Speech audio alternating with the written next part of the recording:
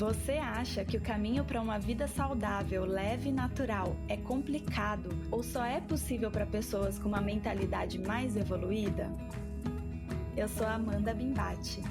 E eu sou a Sara Pinheiro e aqui no Natural Pod vamos falar de forma simples, prática e sensível sobre o nosso caminho de conexão com a natureza e com a nossa essência.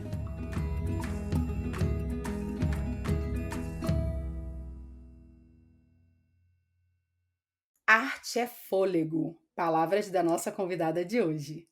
O artista é aquele que transforma emoção, inspiração e ideia em algo físico. Visualiza comigo, essa emoção inspirando arte, virando fôlego, criando cor e vida em um mundo cinza. E para inspirar, colorir e trazer fôlego à conversa sobre a nossa jornada da mulher que vive de arte, hoje nós trouxemos a Amanda Moll. Uma mulher sensível, inspiradora e empreendedora. A arte da Amanda passa pela pintura em tela, papelaria, decoração, cursos no campo da arte e criatividade, produção de conteúdo para rede social, newsletter, podcast. Além de tudo isso, ela ainda administra sua galeria de arte com loja física e virtual. Bem-vinda ao Natural Pod, Amanda. É um prazer te receber aqui. Que alegria, meninas. Muito obrigada pelo convite, viu? Estou muito feliz de estar aqui. Vou amar compartilhar todos esses assuntos, que é meu ar de todo dia. Acho que é tudo que eu mais amo nessa vida. Obrigada, viu, Sara e Amanda, queridas? Amei o convite. Esqueci de alguma coisa? Entre Não. tantas funções. Eu me senti até maior do que eu sou. Falei, gente, eu faço tudo isso. Eu amei. Amanda, é muito legal ter uma artista tão versátil como você aqui com a gente. É como se a sua inspiração transbordasse para várias categorias diferentes de negócios também, né? Conta um pouquinho pra gente de como foi que você começou a ter contato com o seu lado criativo. Ó, aquele momento retrô. Meu lado criativo, ele surgiu na infância. Eu sempre gosto de falar isso porque eu não tenho filhos ainda, mas né, eu amo crianças e acredito que é ali que começa muita coisa. Então, eu gosto de compartilhar como foi comigo, porque eu acho que isso impacta várias famílias e às vezes mães e quem pretende ter menino um dia, né, os pequenininhos. Então, assim, lá em casa sempre foi muito incentivado esse lado. Eu lembro de meus brinquedos já serem materiais de desenho. Então, desde muito pequena, assim, 3, 4 anos, eu já desenhava em papel. Eu não rabiscava as paredes, tá? Isso é uma coisa meio nova dessa, parece que dessa geração que tá nascendo. Lá em casa isso era proibido. Mas eu tinha muitos materiais de desenho, assim, coisas grandes, cartolina, pedaços maiores de papel para pintar. Então, eu lembro de já ter uma familiaridade, assim, com coisas grandes para desenhar. Não precisava ser só papel pequeno. Isso eu acho algo interessante. Se eu tiver criança ao meu redor, um dia eu vou fazer isso, permitir que ele desenhe papéis grandes. De aniversário eu pedi esse tipo de presente. Eu amava ir em papelaria. Era um lugar lúdico para mim, onde tinha outros materiais, canetinha, giz, papel colorido, tesoura, colagem, recorte. Então, eu acho que o meu primeiro contato com arte foi com 4, 5 anos. E aí, durante a minha infância, fui crescendo, né, uma pré-adolescente, ao invés de eu fazer esporte, eu fazia aula de pintura, aula de artesanato. Então, eu era uma menina zero dos esportes e total das artes. Aquela coisa de fazer as aulas de tarde, sabe? Enquanto a gente meio complementar a escola, eu entrei numa aula de artesanato quando eu tinha 10 anos. E isso mudou a minha vida. E eu já escrevi sobre isso e é um episódio do meu podcast, inclusive, do Pitoresca, que é sobre a Tia Vera, que foi uma professora de artes que eu tive aos 10 anos, de artesanato mesmo. Então lá eu aprendi muitas coisas, tanto pintura em óleo sobre tela, que era depois que fazia 12 anos, eu me lembro que eu precisava ter uma base antes, era meu sonho pegar esses materiais, mas eu pintei gesso, eu aprendi vários materiais, eu aprendi até a fazer bombom, eu bordei, costurei, fiz artesanatos de corda, então eu fui tendo contato com outras texturas, outras possibilidades, e eu acho que isso foi expandindo muito, assim, a minha forma de enxergar objetos e o que a minha mão podia fazer para eu levar para casa, sabe? Porque no final da aula a gente levava uma coisinha para casa, então isso para mim era uma coisa muito transformadora e poderosa, Porque eu tanto podia fazer para mim, como eu podia presentear, como eu podia fazer para vender, que era o que, o que depois despertou muita coisa em mim. Então eu acho que eu tive muito incentivo familiar e fui fluindo, assim, por técnicas diferentes das artes, que seria o artesanato como um todo. E isso foi o que criou a base do que eu sou hoje. Isso que abriu todos os portais para mim. É algo muito simples, né?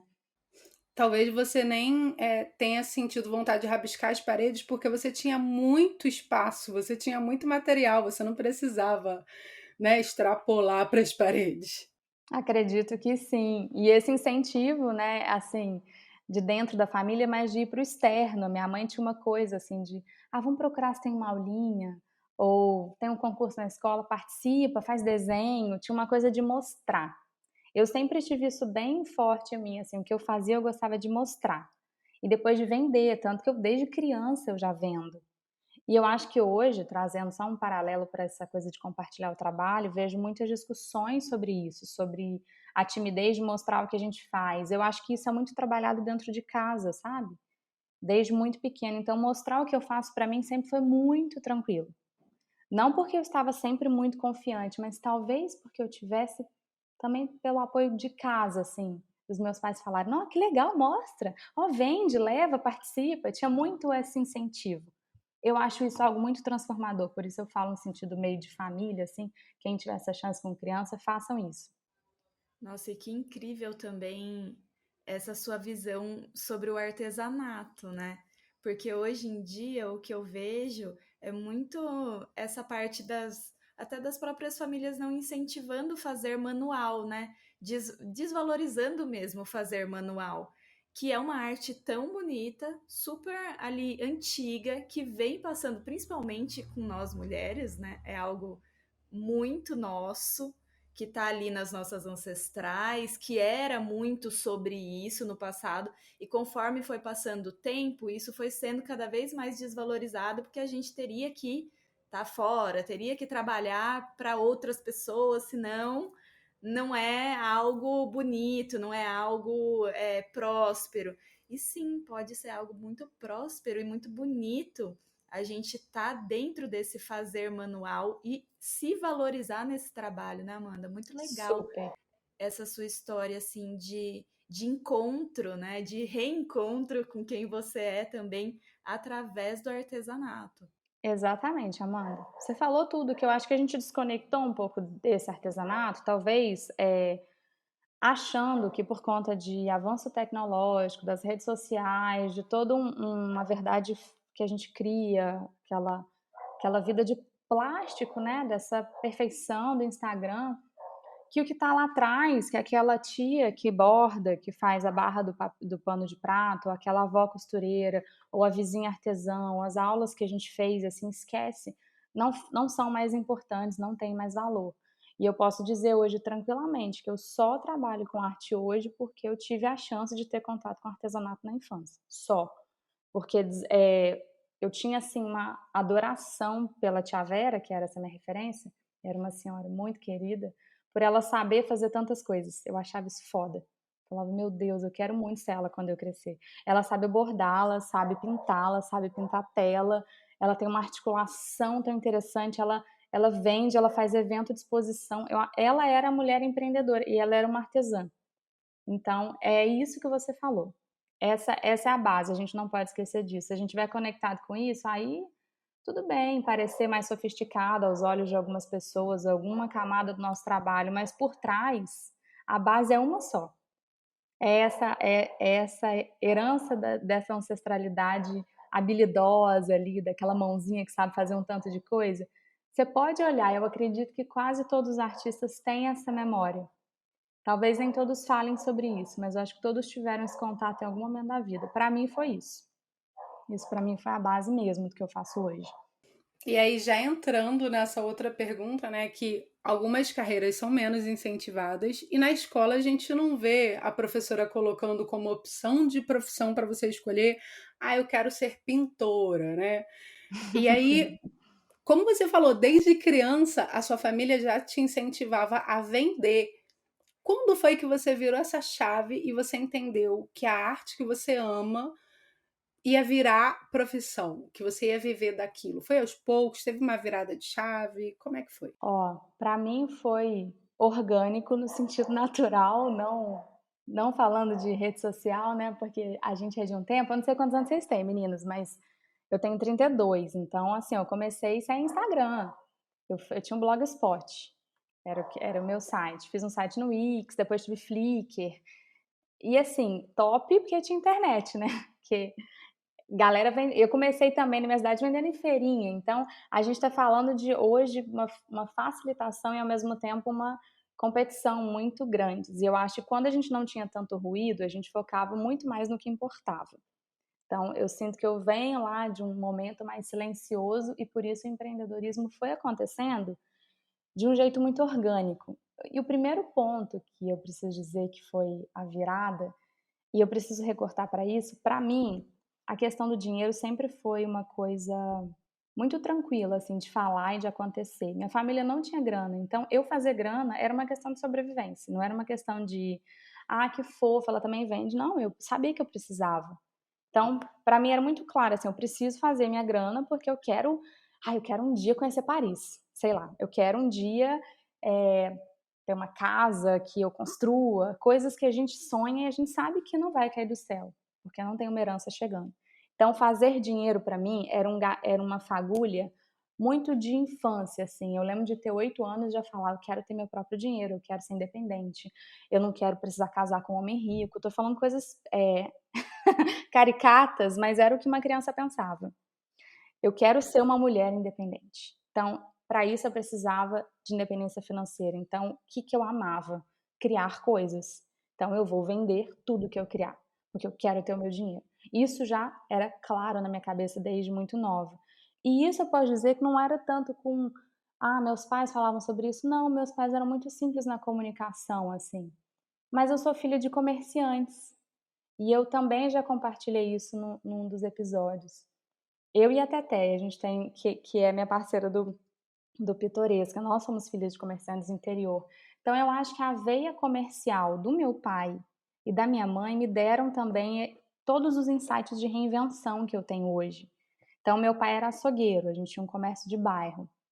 Eu via meu pai trabalhando de domingo a domingo, lidando com dinheiro, com ficha, com pagamento, às vezes com cobrança, óbvio, né? Muitos calotes no passado recente existia que marcava, então eu via esses bastidores do negócio, do comércio, do troco, do levar mais um para completar, sabe, umas coisas eu ficava sempre assim, pô, dinheiro é um troço muito rápido e tem que ter uma perspicácia, uma atenção, então eu estava sempre nesse universo de lado de dentro de um comércio. E minha mãe, ela sempre vendeu de tudo: Avon, Natura, Hermes, bolsa, lingerie, cacharel, roupa, pijama. Então a gente já foi muitas vezes na Feira Hippie de Belo Horizonte, que no Rio seria o Saara. Saara, você é do Rio? Aham, sim. Tá, vida de E que em Saara. São Paulo seria 25, né, Amanda? 25, Brás e 25, exato. Então a gente fazia esse corre e voltava com as sacolas para Varginha para vender. Minha mãe fazia bingos da Natura na minha casa. Então, assim, a minha vida foi uma efervescência de possibilidades comerciais. Por sobrevivência, por habilidade, por gostar. Meus pais gostam de vender. E a gente sempre morou no subúrbio, então tinha isso muito encaixado, assim, é mesmo essa vibe.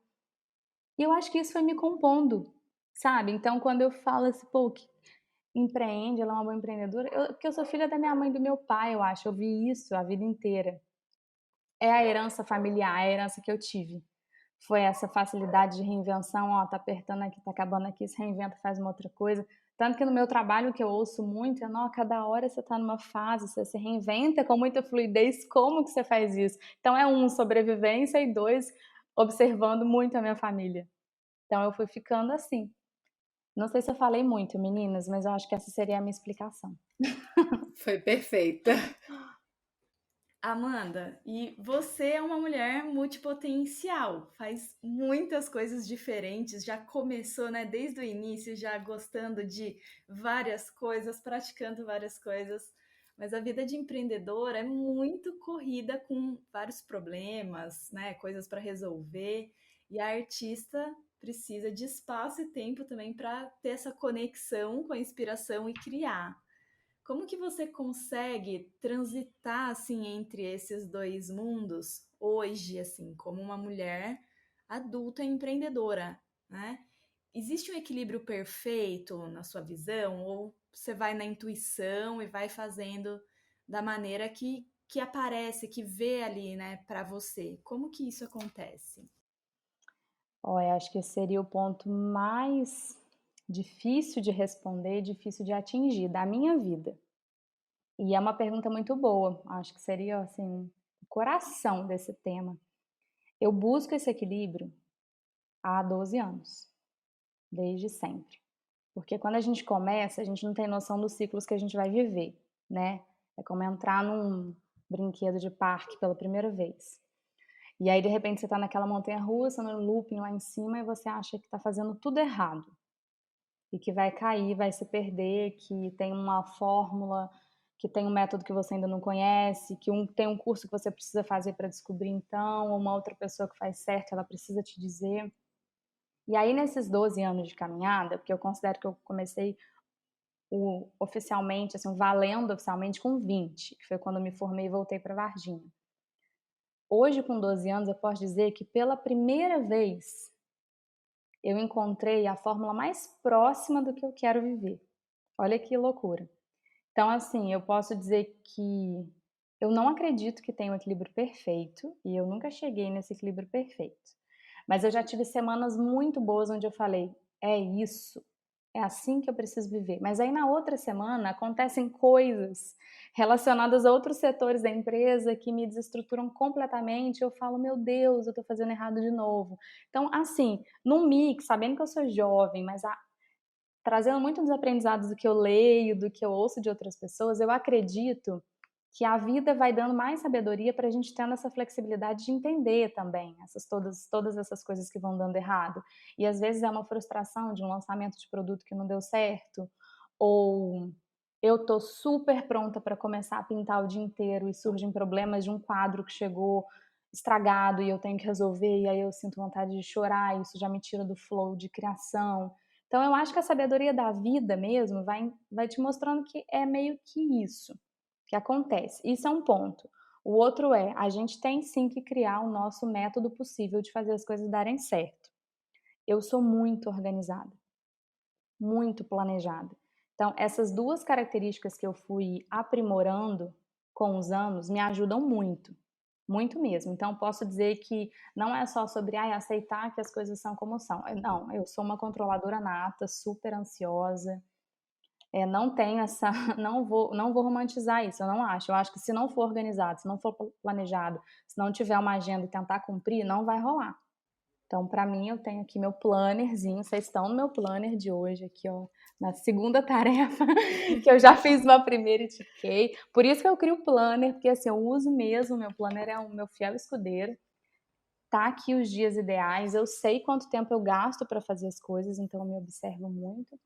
E nessa caminhada, a artista, que é o que você realmente perguntou, que é onde fica essa artista, nessa caminhada, se ela ficar muito de fora, eu não fico bem de cabeça. Eu fico muito mal. Em muitos momentos da minha vida, da minha trajetória empreendedora, essa artista ficou adormecida por meses. Eu tive ano que eu desenhei 2 vezes, porque eu só empreendi. Só fiquei fazendo gestão de empresa e lançamento e num movimento muito acelerado. E, meninas, isso é muito interessante compartilhar. Eu acho que eu nunca tive chance de falar sobre isso, mas os anos que eu mais prosperei de venda foram os anos que essa artista mais esteve adormecida. E essa é uma conta muito injusta, se você for pensar. Porque se eu sou uma artista realizada, eu também sou realizada porque eu vendo. Mas eu não estava sendo tão artista quando eu estava vendendo muito produto. Não a artista que eu queria ser. Então isso é uma grande ironia, assim, eu acho, da vida do empreendedor barra artista, porque eu tenho muitos amigos que são referências que super empreendem, vendem produtos que até são autorais, mas são produtos um pouco mais pasteurizados, vou usar um termo rápido aqui para fluir no raciocínio. E não precisa dela estar sempre imersa no ateliê, desenhando e criando, talvez um trabalho mais digitalizado. E esse processo de venda acontece com uma robustez boa e legal, essa pessoa está feliz. No meu caso, eu não fico feliz se eu ficar na frente da tela muito tempo. Eu preciso estar no meu ateliê pintando, eu preciso silenciar, eu preciso desligar o celular, ficar fora do Instagram vários dias. E aí eu não vou conseguir ter essa mesma robustez de venda com produto comercial, gerando conteúdo no Instagram. E eu tive que trabalhar isso dentro de mim. Então, e por isso que eu falo que essa pergunta é a mais difícil de responder, porque eu sei um formato que dá certo, se eu precisar ser 100% comercial, mas esse formato não me faz mais feliz hoje. Então, eu estou sempre buscando essa adaptação de quem eu quero ser como artista, quem eu quero ser como mulher, como pessoa que flui na vida, que existe. Eu não sou meu trabalho, eu sou mil coisas além disso. E eu sou o que eu sou muito porque eu sei que eu não sou meu trabalho. Então, assim, eu sou bem focada nisso. Ó, não se distrai, não acha que isso é isso. Não sou meu Instagram, não sou só meu trampo. Então, eu tô sempre buscando isso. Assim, então, para conseguir fechar, eu acho que se a semana tem 5 dias, 2 são para artista. Ponto. Nem sempre dá certo, mas é o que eu me esforço muito para fazer. Então, a quarta-feira é minha. Vai estar caindo o mundo, eu vou estar tentando pintar, concentrada. Se pá, eu filmo, faço os rios de processo criativo, tenho feito uns conteúdos do que eu tenho descoberto na semana, que deu muito certo, as pessoas estão adorando. Ficou fluido para mim de fazer, vou continuar, mas também não fico mais refém de postar 1 milhão de stories. Vocês podem observar que eu posto muitos stories sem voz, eu apareço menos para não me desconcentrar tanto. Então isso para mim é caro. Então acho que a gente tem que perceber o que é caro para nós, sabe? Não, esse lugar aqui eu vou manter, isso para mim é importante. Então para mim é importante 2 dias serem da artista. Os outros 3 eu tento manter a casa organizada, a casa como um todo, firme casa mesmo, né? Porque a gente tem, nossa senhora, como que casa dá trabalho. E ainda tem o Paris Berlim, que é meu estúdio de design, então eu encaixo tudo isso nessa dança. Então acho que não é mole, mas a gente tem que saber o tempo que essa artista precisa para sobreviver, para a cabeça ficar boa. E no meu caso, 2 dias na semana, seria quase metade da minha semana, é para esse lado acontecer. Espero que eu possa ajudar outras pessoas, porque essa angústia é bem comum, sabe? Para quem empreende e é artista, é muito doloroso. Eu fiquei emocionada de ouvir você falando, porque você foi falando e foi tocando exatamente no Eu meu te ponto que entendo. dói, sabe? E eu Sim, acho que muita gente se sentiu assim. Ninguém consegue achar essa fórmula, e a fórmula para você não é a fórmula para o outro, né? E isso dói, porque não tem uma resposta simples, né? sim, exatamente. Amanda, eu sou muito fã do Pitorescas, o seu podcast com a Stephanie. Eu descobri faz 1 ano, eu não perdi nenhum programa desde que eu descobri, e fui ouvindo os antigos também. E eu queria que você contasse um pouquinho de como nasceu o Pitoresca, como que vocês tiveram a ideia juntas, como que vocês foram construindo. A Teté trabalhava comigo cuidando da conta do Instagram da loja, quando era a loja AM. E aí, ela é uma pessoa muito atenta, muito fresca a tudo que está acontecendo, até um pouco mais nova que eu, e eu sempre falo isso, como faz diferença, assim, nessa geração de quem já nasceu na internet. Então, ela tem uma percepção muito diferente da minha sobre a internet, sobre coisas que estão acontecendo, ela sempre trazia novidades, e quando ela me falou de podcast, eu nunca tinha ouvido nem falar disso. A gente teve o Pitoresca a gente lançou em 2020, né? Então, foi do fim de 2019. Eu nunca ouvi um podcast, não era um conteúdo que eu consumia. E ela falou: vamos fazer um para a gente compartilhar nossos assuntos em comum, não só de trabalho, mas também dessa vida de interior, porque é muito peculiar, né? Quem vive no interior tem muitas coisas interessantes para falar. É quase que um outro universo. E aí eu super animei, a gente começou a fazer a Pitoresca.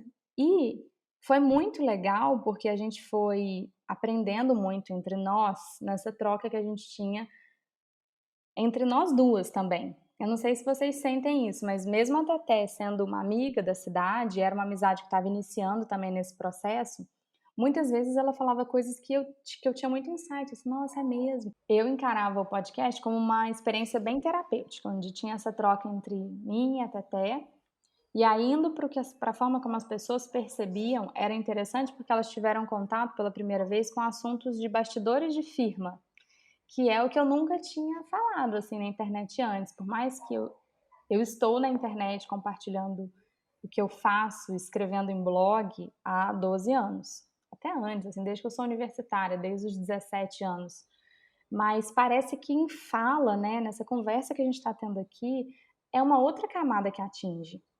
Então eu ainda não conhecia essa percepção das pessoas sobre o que eu faço, como eu faço, e até da mesma forma. Então foi muito legal compartilhar esse conteúdo nesse tempo e ter tantos feedbacks de ouvintes. Isso era muito enriquecedor e a gente amava. E aí eu preciso dizer que a gente fez uma pausa, eu estava até contando para vocês aqui no início, em função de vida real, né, vida como ela é, e esse assunto da conversa. Então, justamente por a gente estar em momentos da empresa que a gente não deu conta mais de fazer tantas coisas, a gente precisou escolher algumas coisas que a gente não ia seguir mais em frente. Então, o podcast é algo que dá muito trabalho, então valorizem, gente, podcasts que vocês gostam, ouçam, escrevam para as meninas, deixe bem claro que isso é importante, compartilhe para isso crescer, porque dá muito trabalho. E a gente não conseguiu mais encaixar isso nas nossas carreiras no momento. Então fez uma pausa, mas o Pitoresca tá lá no ar. Tem muitos episódios, eu gostaria de falar de cor, mas são quase 200, se não me engano, porque a gente tinha episódios semanais. É um conteúdo muito legal para quem não conhece, pode ir lá ouvir. Pode ouvir fora de ordem, ou maratonando desde os antigos. É Pitoresca Podcast. Eu acho que foi isso, assim, um pouquinho da minha experiência. Eu adorei esse contato, essa outra camada que a gente chegou. E fica aquela coisa ali, ó, tá adormecido. Se em algum momento a gente conseguir fazer de novo, a gente sabe que pode reativar. E o áudio tem muito valor, né? Eu adoro ouvir a voz das pessoas. Então, às vezes não é um podcast, mas é realmente um áudio que chega numa newsletter, um áudio que ela pode dar play numa rede social dessas de grupo. Então, eu acho o áudio um formato muito interessante, muito poderoso também. E no podcast, vocês falam muito de empreendedorismo, né, Amanda? E de como é a vida de quem trabalha sozinha, como é difícil tomar as decisões importantes para a empresa. E, ao mesmo tempo, quem acompanha vê como você está em constante movimento. E no ano passado, você fechou, né, a loja AM e nasceu a Brava Galeria. Conta um pouquinho para a gente de como foi essa decisão e esse processo interno e externo de fechar um ciclo, né, encerrar um ciclo e iniciar outro. Também foi bem importante para mim essa vivência do ano passado, porque é um pouquinho do que eu falei desses 12 anos tentando chegar nesse lugar difícil, assim, do equilíbrio perfeito, e um aprendizado recente, que é algo que eu vou levar para a vida toda, é saber encerrar coisas. Sem sofrer demais e sem precisar explicar e fazer uma resenha enorme, simplesmente porque chegou o momento de partir para uma outra experiência. E eu senti muito isso com a minha loja. Ela chamava Loja M, que leva as iniciais da minha marca, e eu comecei a me sentir muito limitada em ter que caber numa sigla, no meu nome, e tudo é Amanda Moll, isso cansa muito.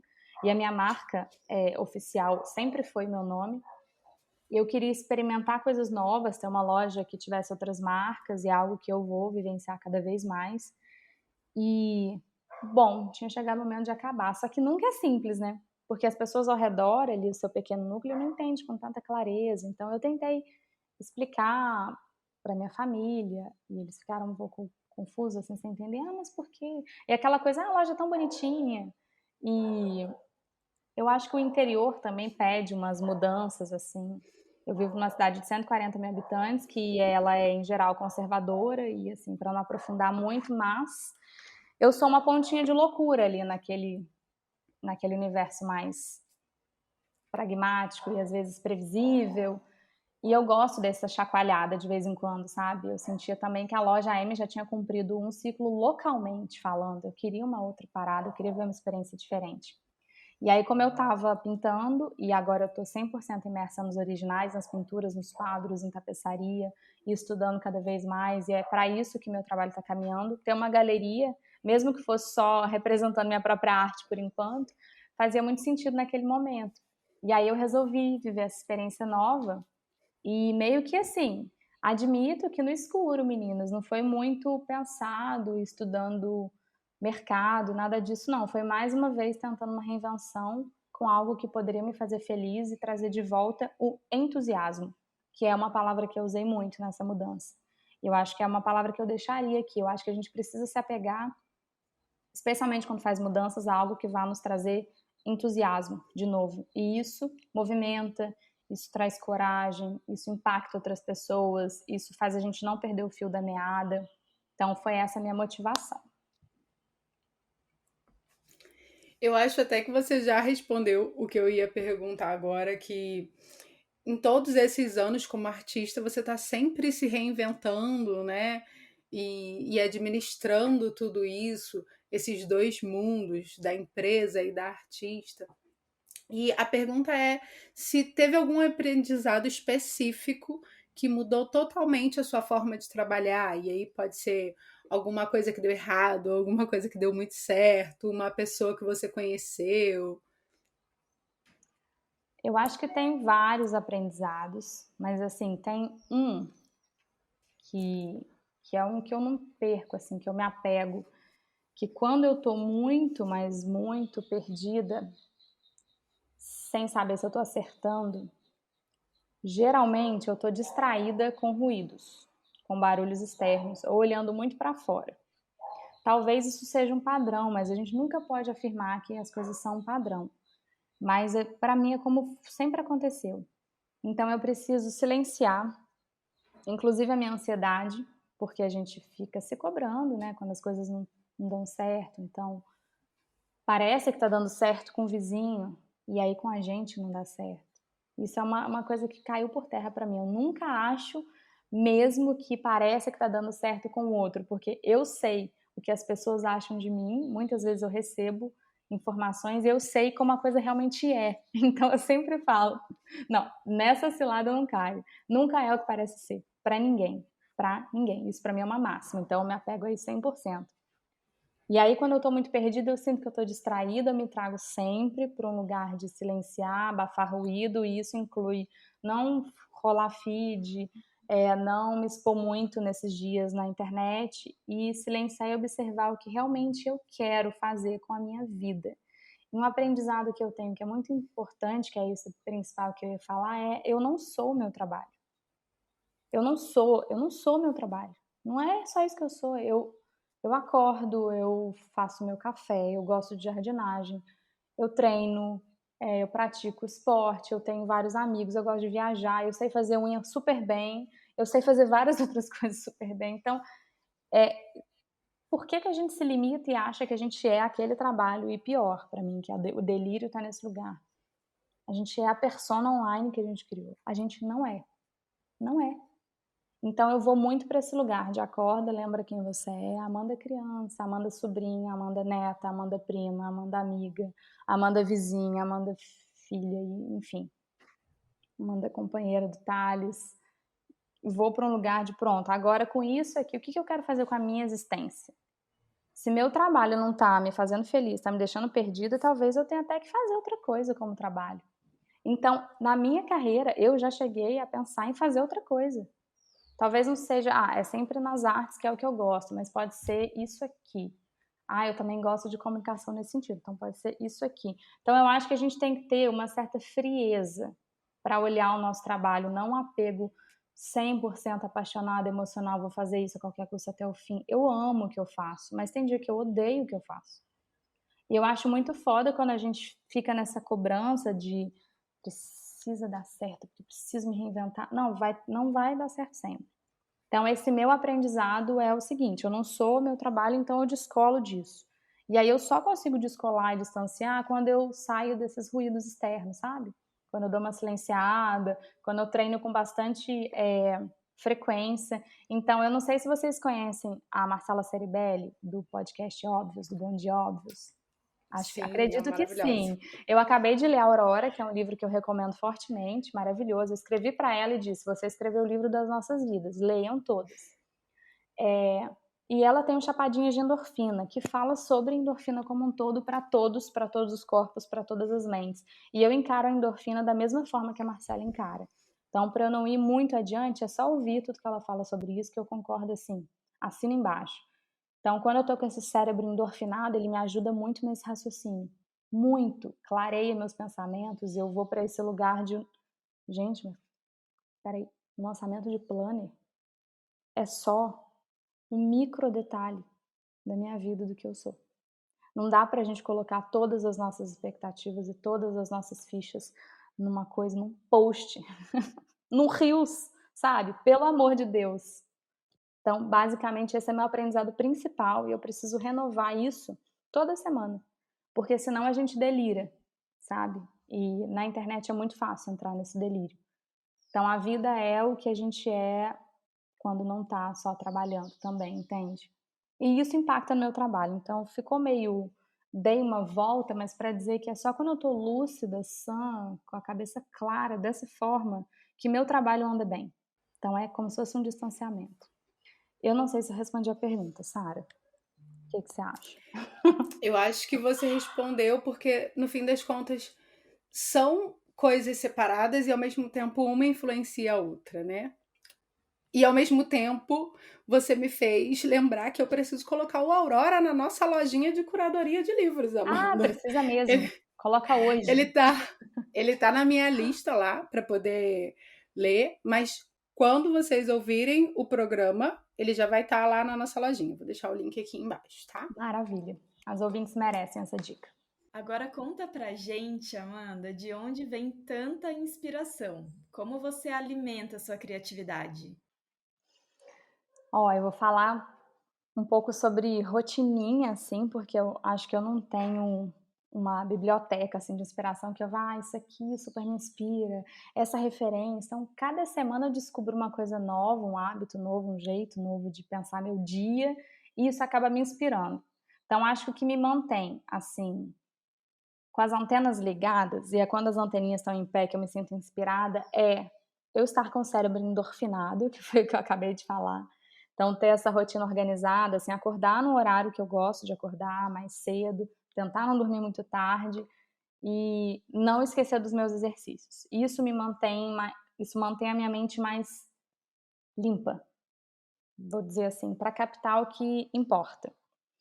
Eu gosto sempre de estar lendo um livro bom. Então, eu acho que o que a gente lê traz insight que a gente tenta praticar no dia. Eu percebo isso. Então, o livro Aurora, que eu acabei de indicar, que é muito bom. E eu vou indicar aqui uma outra coisa que é bem aleatória para eu exemplificar que leitura como um todo, na minha opinião, sempre mantém o cérebro fresco e atento. Então, eu adoro ler romance. Eu tenho um livro que, para mim, assim, foi um dos melhores que eu já li. Ele é maravilhoso. E ele não tem absolutamente nada a ver com empreendedorismo, com nada. É vida real, que é Tudo é Rio. Não sei se vocês já ouviram falar nesse livro. Já ouvi falar também. Ele é uma pérola, uma coisa assim, fabulosa. Então, acho que a gente manter sempre uma leitura boa mantém o nosso cérebro fazendo aquela musculaçãozinha. Ou a meditação. Não vou colocar o cérebro muito agitado, não. Ele tá assim, atento e fresco. E o que me inspira é conversar com pessoas, é o dia a dia, a vida cotidiana. Eu acho que não tem nada mais inspirador do que a vida cotidiana, assim, esbarrar num lugar e de repente começar a trocar ideia com uma pessoa completamente aleatória. Esse é um dos meus hobbies favoritos na vida e eu, como ouvinte do cotidiano, ocupo uma das minhas melhores versões. Isso aí eu tenho certeza. Sou muito boa nisso. Tá viajando, entrar numa loja, começar a trocar ideia com a pessoa da loja e ali a gente puxando várias coisas e ficar. E eu imagino como é a vida dela, de onde ela veio, por que ela tá ali, aí eu faço pergunta. E assim, entrevistadora da vida real é um job que eu pego assim fácil, em qualquer momento da vida. Isso para mim é muito inspirador, muito mesmo. Eu aprendo nesses momentos. Acho que seria isso. É meio fora dos, né, da coisa do artista vai olhar o que vai, mas é isso. É basicamente dessa forma que eu vou e pinto e desenho depois, é por isso. Amanda, eu quero muito te agradecer pela presença. E agora, como as pessoas podem te encontrar nas redes sociais? No Instagram, molamanda é o meu @, mas se escrever Amanda Mol com L só, já encontra. Eu tenho um site, que é a minha casa online, assim, desde sempre, para sempre, que é o lugar que eu mais cuido com muito carinho. Inclusive, eu tô hoje terminando meu site novo. Todo início de ano eu faço um site novo e eu vou lançar até essa semana. Quando o episódio estiver no ar, o site já vai estar lá, que é o amandamol.com.br. É nesse site que eu apresento o meu trabalho de forma resumida, todas as vertentes que ele caminha, que é basicamente os produtos que eu crio, que são produtos agora, né, em edição limitada, sazonais, então eu não lanço mais igual uma máquina todo mês, uma coisa diferente. Os originais, que são as pinturas, as tapeçarias. Então ali eu também tenho um link que direciona para o site da Brava Galeria, que é bravagaleria.com, que é a minha loja física em Varginha. E também tem o site, que é onde eu vendo os originais. E eu também tenho um estúdio de design, que é a minha sociedade com o Thales, que é o meu marido, que é o Paris Berlim. Paris Berlim é o projeto da nossa casa, que a gente desenhou e vive aqui, trabalha aqui. E ele se estendeu para um estúdio de design que a gente sempre teve, mas que levava um outro nome. E é lá que a gente atende outros empreendedores, pequenos e médios negócios do mundo todo. Então a gente cria marca, site, é uma empresa super legal. E ela é uma vertente do meu trabalho porque eu desenho as marcas, desenho estampa, participo das estratégias de marketing de outras empresas. Então eu sou um pouco disso tudo ao longo da semana, lembrando daqueles 2 dias, tá? Que eu sou apenas uma mera insistente sonhadora que pinta. Isso tudo encaixadinho ao longo da minha semana. Então acho que pode me encontrar nesses links. No meu @molamanda tem tudo. E eu vou adorar saber quem ouviu o episódio, hein? O que vocês acharam? Vou curtir muito. Eu vou deixar o link, então, do seu site novo na legenda do programa, tá? Quem quiser conhecer o trabalho da Amanda. Beleza, combinado. E você pode nos encontrar no Instagram como @natural.pod, @sarapinheiro e @rotinaorgânica. No TikTok, como @naturalpod, @rotinaorgânica e @sarapinhe. E na nossa página do Facebook como Naturalpod. Muito obrigada a você que nos escutou até aqui. E para ser notificada de novos episódios, é só se inscrever no seu tocador de podcast favorito. Agora, se você tiver sugestões de pauta e comentários sobre o programa, entre em contato com a gente através do e-mail e das nossas redes sociais, que estão aqui embaixo na descrição. Nos encontramos no próximo episódio. Até mais!